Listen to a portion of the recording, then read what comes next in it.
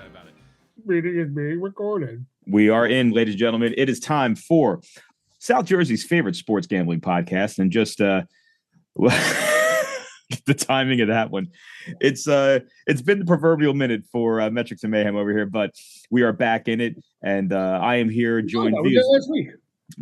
Yeah, but a week is going too long for us. Like I feel like that's too long of a stretch. I agree. But anyway, we are here with my good man Dom Melchior via Zoom. Dom, what's going on, brother?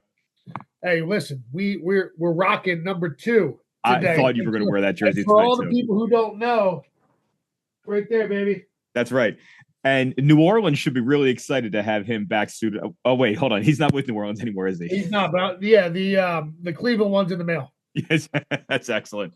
Well, yeah, a big week for you, definitely. And obviously thoughts and prayers with Deshaun Watson. More prayers, of course, than anything else. More prayers. I'm sure he's going to listen. His physical therapy for that Achilles is going to be the legendary. Russian bathhouse, I'm sure. He's going to be all right. I think he's going to do just fine. But that said, Jameis Winston taking over for the Cleveland Browns. So why don't we dive in? I know that we're Eagles, we're South Jersey, but Dom, this has been your thing since day one, and it's going to kind of tie into the theme of what I wanted to talk about today. So let's go right there with your thoughts about Jameis Winston, your boy, taking over the Cleveland Brownies. I think if anything, he's going to galvanize the city, motivate them. He's going to excite them. Listen, I don't think he's going to win much. Yeah. But they got a good enough team, especially got a good enough defense. Yes. To kind of, maybe cover up some of his deficiencies as a quarterback. But, listen, that dude, he's a running gunner. He'll chuck it down there. He'll throw for 350 yards, 4 touchdowns, 4 interceptions. He don't give a shit. Yes. So, if you have a good defense, I think Cleveland might have a little something there. Right. They might. And for a team that's encountered nothing but losing for so many years, the thought of having somebody like that just to bring that level of excitement. Wouldn't that make you want to show up to the stadium if you're on the front line? To go see a game. Yeah, you've got excitement to go see a game now, man. If you let's put it this way: if you had Deshaun Watson and you were rolling that every week, I don't know that you're going to keep going to fight the traffic, to sit in the tailgate, to know that you're going to watch that product on the field, right? Well, I don't think they fight a traffic in Ohio. I think they just ride horses and get on the back of donkeys to get to the stadium because Ohio. That's a little Oregon Trail out of you right there. But yeah, listen, I'm happy for the city of Cleveland. When one good thing gets taken away, another one shows its face. The Guardians lose to the Yankees in the ALCS, but then all of a sudden they got Jameis. So I've been very adamant about my not watching baseball at all and not paying any attention. I was watching whatever show it was this morning, and Tim Kirchin was talking about that game and the moment for the Yankees, I guess, with Soto. Why don't you at least walk us through that, because I know nothing about it. Yeah, Soto he's in the top 3 of best players in baseball. Okay. I don't think he's 3. And his teammate is also in the top 3 of baseball, which is scary to think. Yes. The 1-2 combination of Judge and Soto is so freaking scary, man. If you get past either one of those two in a lineup, you gotta think whew, I'm good now. But it's the Yankees, so they got 12 other guys waiting to come at you too. Just because it's that's what they do. But yeah, man, he's so good. Do you have any rooting interest? Is this kind of like the Giants Patriots Super Bowl for you, this World Series? Yeah, this is. I have the rooting interest in the Dodgers. You do. I never want to see any New York team win anything. Okay, this isn't like Mookie Betts loyalty or anything like that. This is not a Mookie Betts loyalty thing. This is I want to see guys who Ohtani's never been there. This is his first year in the playoffs. Wow. To think that the greatest baseball player today has never made the playoffs. Yeah. I'm happy for him. I want to see him do good. Right. And then the Dodgers, they only won one World Series in the Clayton Kershaw era, and that was during the pandemic. So wow. I kind of want to see him legitimize, their efforts over the last couple of years. Listen, they've been putting out good products. They've been signing good players for years now. Yes. They have anti-Phillies, where Phillies are like, oh, yeah, we'll run it back. We got good guys. Dodgers like, I don't give a shit who we got. If they didn't produce, we're getting rid of them, getting somebody new and somebody better. So they're putting the effort out there, and so have the Yankees. But I just hate everything New York sports, and especially hate the Yankees. So I'm Dodgered up. I'm Otani'd up, but like I am a fan of Juan Soto. He plays baseball the absolute right way. More so than Aaron Judge. Aaron Judge is just a big goof. He's got an advantage over everybody just being as big and as strong as he has. But like Soto's a small guy. Okay. He's a little guy, and he plays hard, swings hard. I feel like he's a baseball player, and Aaron Judge is like just a big athlete. He's the Barry Bonds taking all the juice. If that makes any sense. Now he's like 6'7". He's just too big to not be good. Like if you're like, I have this rule about like big people. Like if you're a certain height and size, if you are not good, there's a problem. Like you have such an advantage over everybody else just being a bigger and stronger person. If you're not good, then you're just a lesser of a man, in my opinion. Yes, 7'11", but you got no hoops. Like every time I see a 7-footer walking around, it's like, "You play basketball?" Like, no, dude, I'm an IT. Like, dude, what's wrong with you? What is wrong with you? All right, well, let's kind of rope this into the topic that I wanted to bring up for discussion today. We're not about halfway through the year, but we're getting close to halfway through football season. Wanted to talk about what we were talking about preseason to see what in our crystal balls has manifested the way we expected, and what, if anything, if we had any predictions that maybe didn't work out, not many, but I mean, if we had a couple that maybe didn't work out here and there, maybe your top line, what's something that you were harping about preseason that definitely has manifested the way you expected, and then maybe one the other way too. Why don't we start with the positives first? Something you were rapping about all preseason that you still think right now, yep, I'm in on that. Baker Mayfield. I mean, I have been on the Baker train for a couple of years now, and he's only leading the league.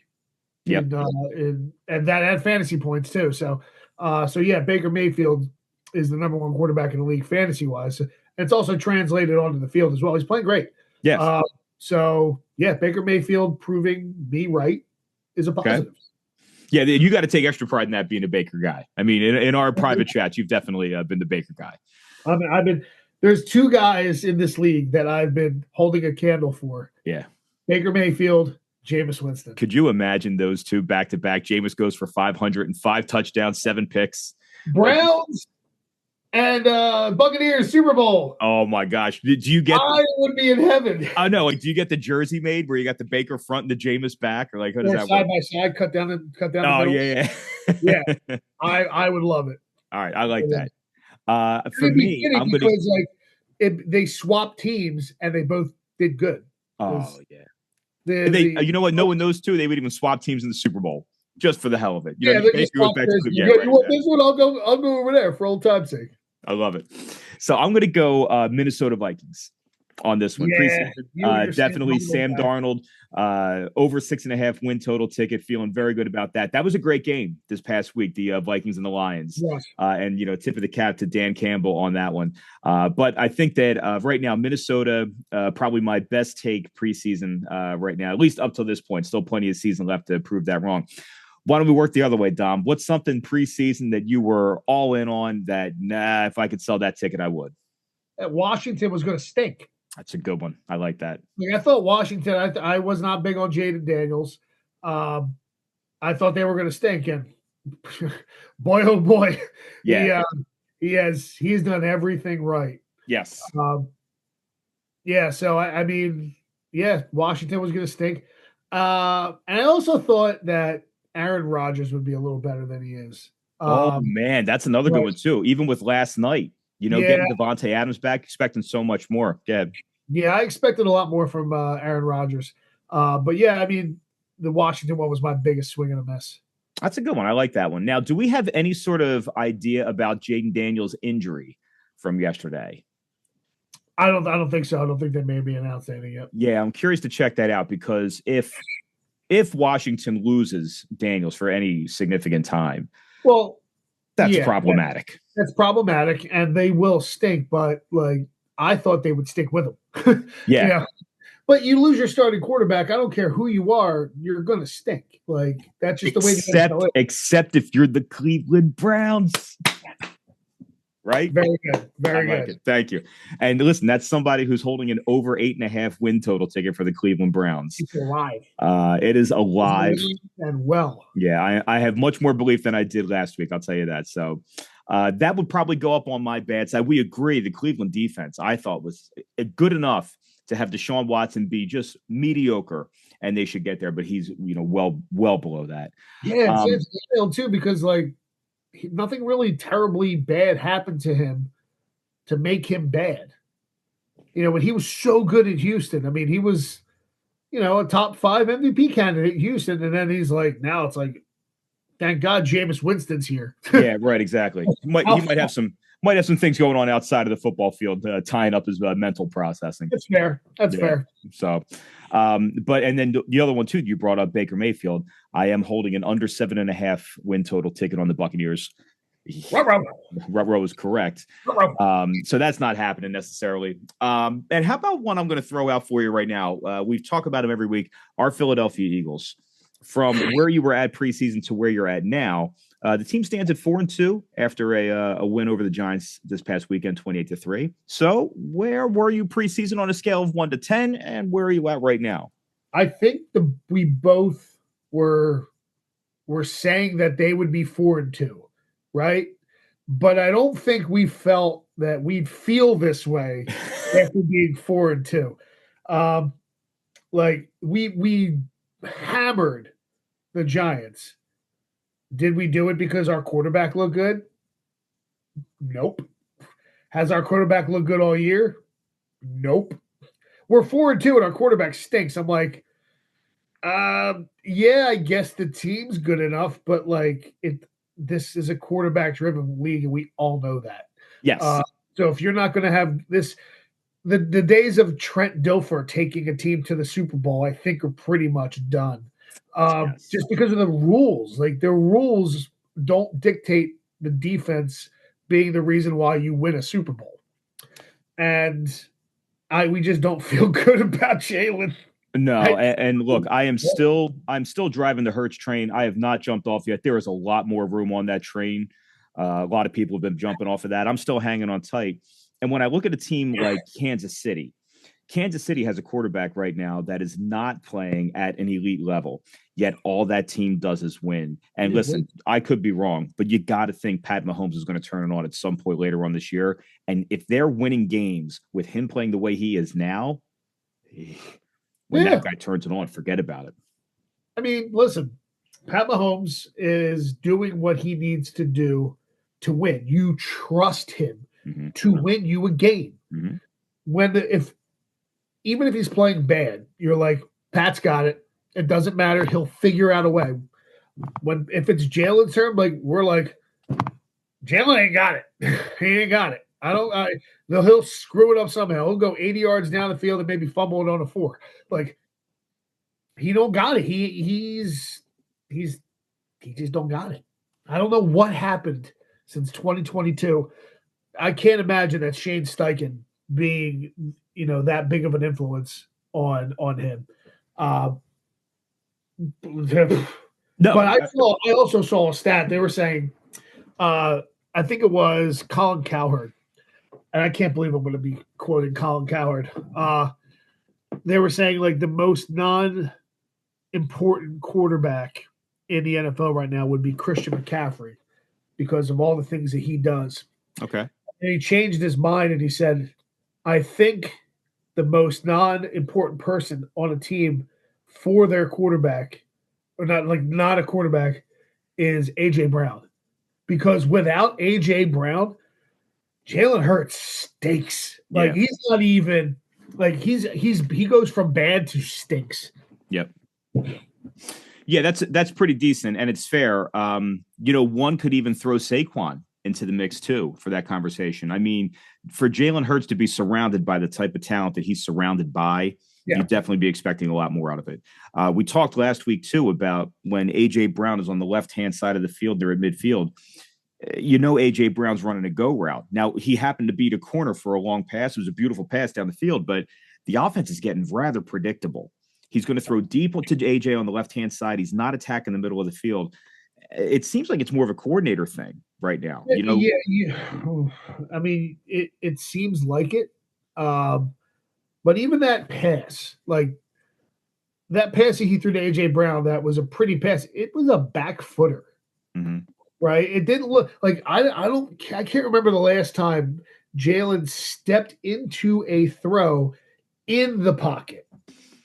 When there was traffic going around him. Like if it's a clean pocket, sure, like he steps into a throw. But I haven't seen him step into a throw when the pocket was breaking down the way Rodgers does or the way Mahomes does. He just doesn't do it. He back legged that throw to AJ Brown. It just happened to work out. It did. And thankfully so. And like you said, the Giants are a very bad team. So how much can you take from a win like this? They had a very difficult start to their schedule when this year started out. It's getting into the easier part of the year. We kind of talked about that last week too. So you're kind of expecting to pad your stats a little bit and starting to feel a little bit better about this next coming run. Dominating the team like they did is something you're hoping to see, and you hope you keep that rolling. But again, to go back to it, preseason on a scale of 1 to 10, where were you and where are you at now? Well, before I answer that question, I want to go back to Jalen Hurts with AJ Brown. Yeah, go. You'll love this. With AJ Brown, Jalen Hurts averages 234 yards a game. Without AJ Brown, 147. Wow. It is 90 yards less. And his passer rating goes from 95 to 85. His touchdowns go from 50 and 23, touchdown interceptions, 50 and 23 to 24 and 15. His interception rate is about the same, probably because he's just not throwing the ball. His completion percentage goes from 65 to 60. But the yards per game without A.J. Brown being 90 yards less. Yeah. That's two explosive plays a game to him. Like, I don't get it. It's two explosive plays. And when he's not there, the offense is truly inept. I mean, even with A.J. Brown there, Devonta Smith yesterday, just one catch.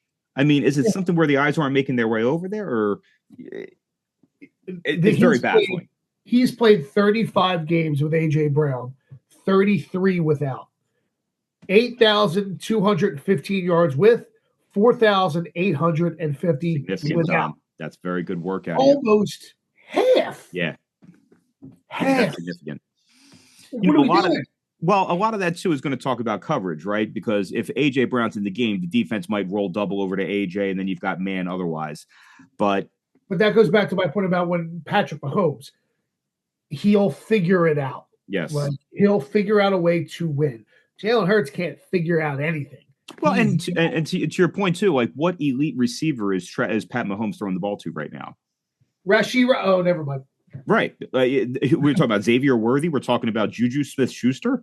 Like what? Juju out of this. Yeah, I know, right? But like it was even Tom Terrific too. You know, throughout Tom's career, yes, he had Randy Moss, but I mean, Gronkowski, that was his safety net. That's another. But I mean, Wes Welker, Deion Branch, like they were fine players. I think if those players are on other teams, they don't nearly have the significance. Of course, Tom's the greatest quarterback ever, but you know, there was a period there where Tom was throwing to no names and making it work. You know, A.J. Brown, Devonta Smith, these are first-round talents, man. So they're studs. They are absolute studs. Can't get him the ball. But we also broke it down with his spray chart. I mean, that spray chart being when AJ's on the left-hand side, he's running to go. Mm-hmm. And then when he's on the right side, he's either running in or on the Yep. You know, I mean, it's so predictable. Yep. Yeah, I agree with that. So I'm sorry, let's go back to that question. So yeah, preseason, where are you at 1 to 10? And then about now. I was like an 8 preseason. I'm at like a 4 now. Wow. And it has everything to do with Jalen Hurts. Okay. You know, if he was playing even like a shadow of what he was playing in 2022, I'd feel good. Because I'm like, all right, well, listen, he'll figure it out. But he's so bad. He's not good. And we paid him a ton of money, so we're stuck with him. we're not. I'd rather have Jalen than I would Trevor Lawrence. Trevor Lawrence just signed a big deal. I'd rather have Jalen than Dak. I mean, these quarterbacks that are receiving big money, I'm okay there. And like I said, I am still on the Hurts train. I think you and I started the preseason together. I think we were both on the over. We both had this team winning the division. I might be a step back, but I still think this team can go 11-6. I mean, their defense, the Eagles' defense, is starting to show up. Well, yeah, let's hope so. And, going back to Kansas City as well, I mean, look, if Chris Jones is unreal, he is unreal talent. I'll give you that. But player for player, when you match up the Kansas City personnel versus the Philadelphia Eagles personnel, I don't know how much of an advantage they have individual talent-wise. Probably not. Well, right. I don't think it's that significant. I mean, maybe it is, but it doesn't really speak that high to me. But, oh, my gosh, Steve Spagnuolo. And the scheme that he has, it's kind of funny to me, like a league that thrives on so much parity as it has, to have a coordinator like that be so much better than everybody else. It's a league of mediocrity, but to have one person like that just be so much better than everybody else in his position. It's like when Tom was playing quarterback in the NFL. It's an anomaly because he's so much better than the next closest person. Vic, I think, has the ability to get up to that level just as a defensive coordinator, not as a head coach. He was terrible. But my gosh, right now, what Spagnuolo is doing is just blowing my mind. And you know what's good about that situation in Kansas City? I think Spags realizes his best role as a defensive coordinator. So there is no worry about losing that, what's the word I'm looking for? Connectivity? No, that's not it.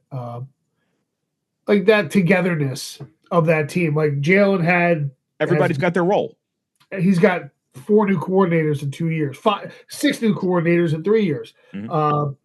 Baker's not the same. But the Kansas City coaching staff, that's been the Kansas City coaching staff. Yep. I mean, they like their roles. And that actually probably says a lot about, why they have been so successful.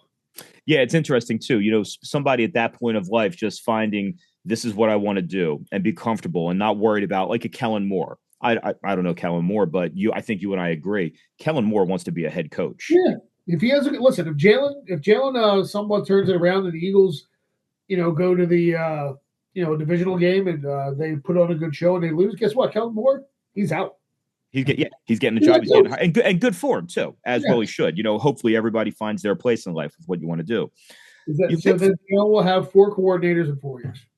But Vic Fangio, I don't get the sense that Vic is looking for that kind of, I don't want to say stress level in his life, but I kind of think that at that age where he's at right now, just being a defensive coordinator is kind of what he wants to do.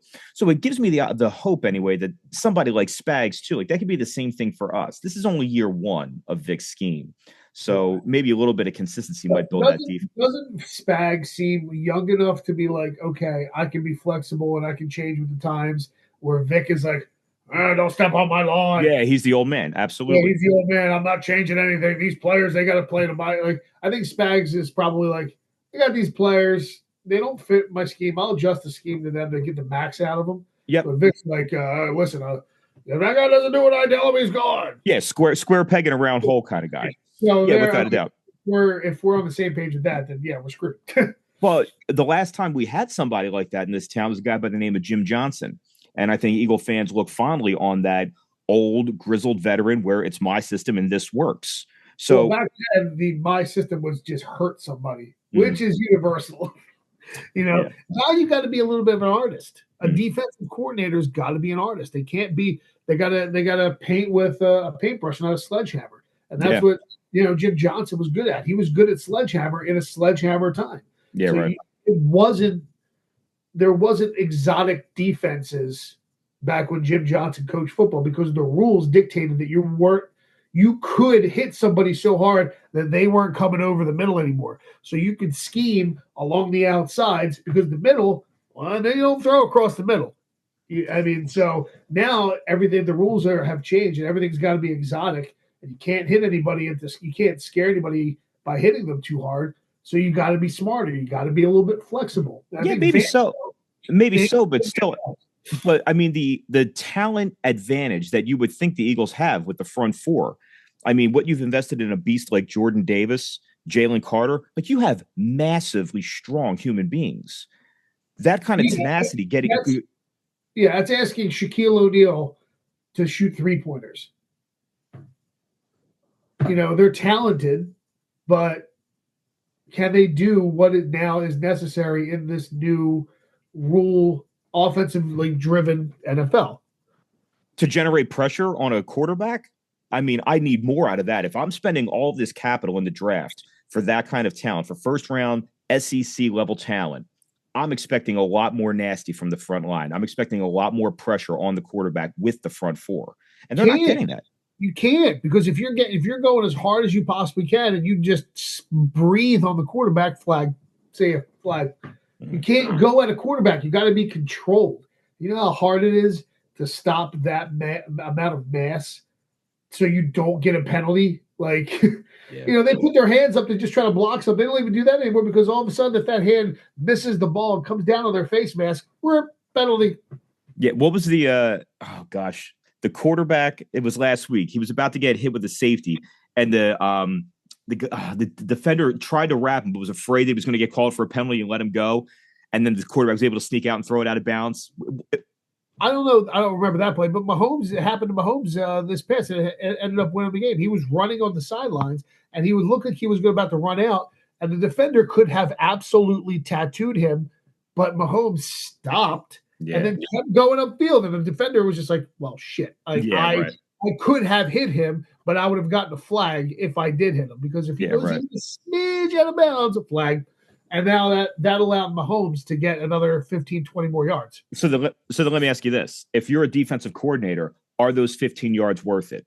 Are you the Greg Williams out there, the defensive coordinator that's he's got the bounty going after him? I mean, to be honest with you, it could be a strategy. Is it worth? That's the thing. Like, is it worth 15 yards? In the first quarter, abuse the quarterback so much that he's rendered helpless in the second, third, and fourth quarter. Like, yeah, you may lose you may go down a touchdown or two in the first quarter, but he may not be right.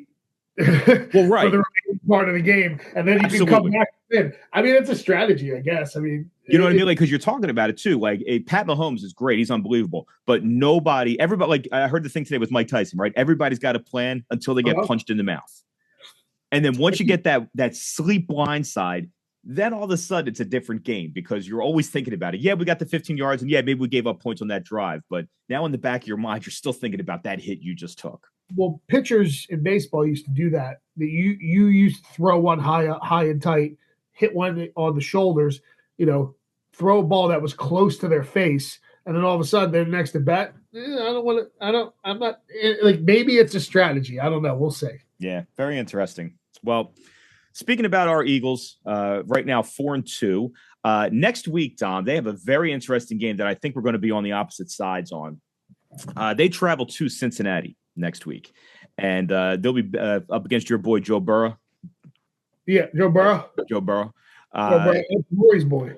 Dom, right now, the Cincinnati Bengals are a short 2.5-point favorite at home over the Philadelphia Eagles, and there's a total of 47.5 points on the board right now. What does that line, if anything, say to you for the gambling fans in the house?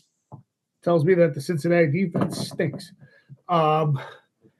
And because 47 is a lot of points to be had for that short of a line. And this is Mr. Under we're talking to here. Yeah, so 47 points tells me that they think it's going to be close, but they think it's going to be high scoring. Mm-hmm. I'm not so sure about I don't think it's going to be one or the other. I think it's either not going to be close and high scoring, or it's either going to be close and low scoring. So I don't think those lines are two different lines. I think they're telling two different stories. Okay. So from what I've seen from the Eagles defense, do I think they allow Joe Burrow to carve them up the way that line is telling me? I'm not so sure. That defense is playing pretty good. Look at you. You're getting green on you. I like it. That defense is playing pretty good. Does it say that, what's it, 47? 47 and a half. All right, so 47 and a half with a 2.5 line. So that tells me 25-22 is probably like, do I think Cincinnati's going to score 25 points on the Eagles defense? I don't think so. I don't see 25 points getting put up on that defense the way they're playing right now. So give me 24-23, Eagles cover, Bengals win. That would be extremely close. That would be the closest to everything, but I just don't see it happening. I mean, I would smash the under on this, to be honest with you. I think this is a 19-13 type game. Oh, like, an ugly one, huh? Yeah, I think it's a disgusting game. This screams ugliness to me because the Eagles' offense is not playing well enough for me to be like, yeah, they'll put up X amount of points. Now the Giants' run defense is garbage. The Bengals' run defense isn't nearly as bad. Saquon's not going to get almost 200 yards rushing against the Cincinnati defense. So without that clock control, you're asking Jalen to throw you touchdowns. I don't know. I can tell you what I do. If I'm Nick, and Nick, I'm not sure if Nick's listening. Maybe he is. Maybe Kellen's on. We have so many people bouncing on and out. I mean, yeah. But I can tell you, play one, Dom. I got Saquon in the back. I'm in 11 personnel. I run back. We're going to stretch it left to Saquon. We're running play action. I got A.J. Brown on the left-hand side. You know what I'm doing. Shades play of one. Jackson. Play one. Absolutely.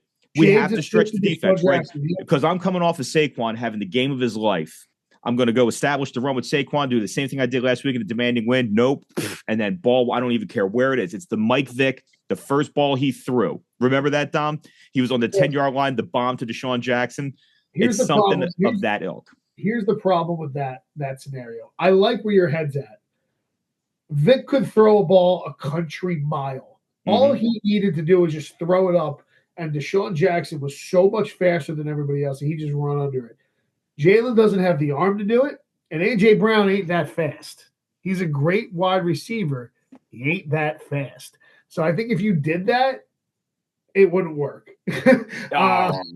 I think you'd have a better shot of doing it with Devontae Smith than you do than A.J. Brown. So to that, I would say I have more confidence in A.J. making a one-on-one contested grab than I do Jalen hitting Devontae in stride.